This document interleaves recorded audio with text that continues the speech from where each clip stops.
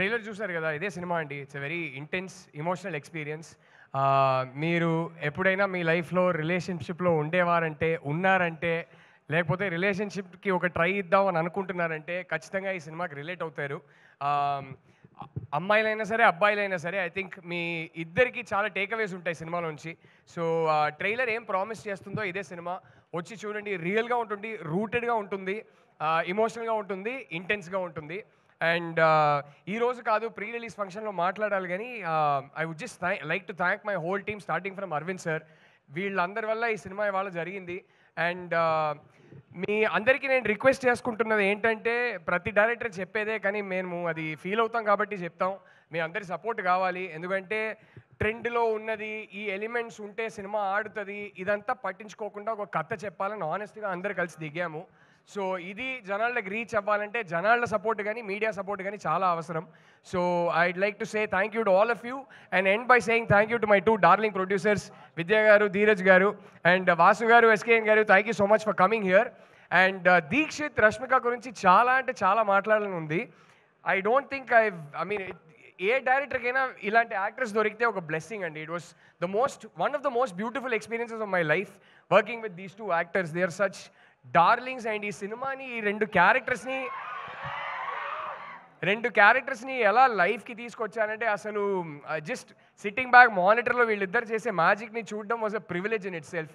So మీ అందరికన్నా ముందు ఫస్ట్ ఆడియన్స్ నేనే. ఒక ఆడియన్స్గా చెప్తున్నా, ఇద్దరు ఇర్రగా తీశారు సినిమాలో. అదైతే ఖచ్చితంగా బయటకు వచ్చి మీరు అందరూ చెప్తారు. అండ్ ఇద్దరే కాదు, కాస్ట్ అండ్ క్రూలో అందరూ. సో అందరికీ నేను మనస్ఫూర్తిగా థ్యాంక్ యూ చెప్పుకుంటున్నా. Thank you.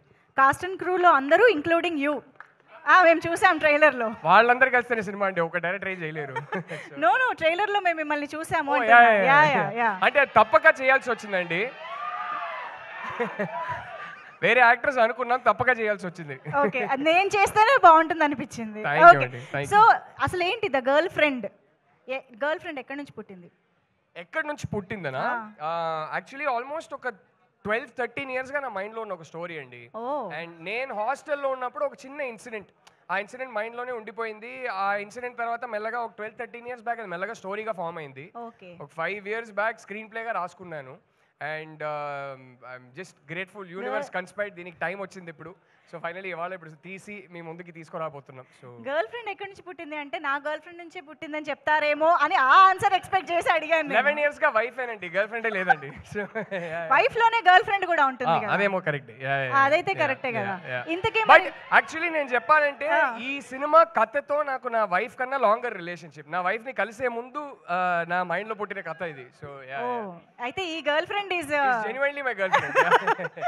ఓకే, ముందు వైఫ్ కంటే ముందు వచ్చింది అనమాట. సో అయితే ఇది చాలా లాంగ్ రిలేషన్షిప్ కాబట్టి మా అందరికీ అంతే అద్భుతంగా ట్రాన్స్లేట్ చేశారని మేము నమ్ముతున్నాము. Thank you so much. Looking forward to watch the film. Thank you so much Rahul garu. Yes.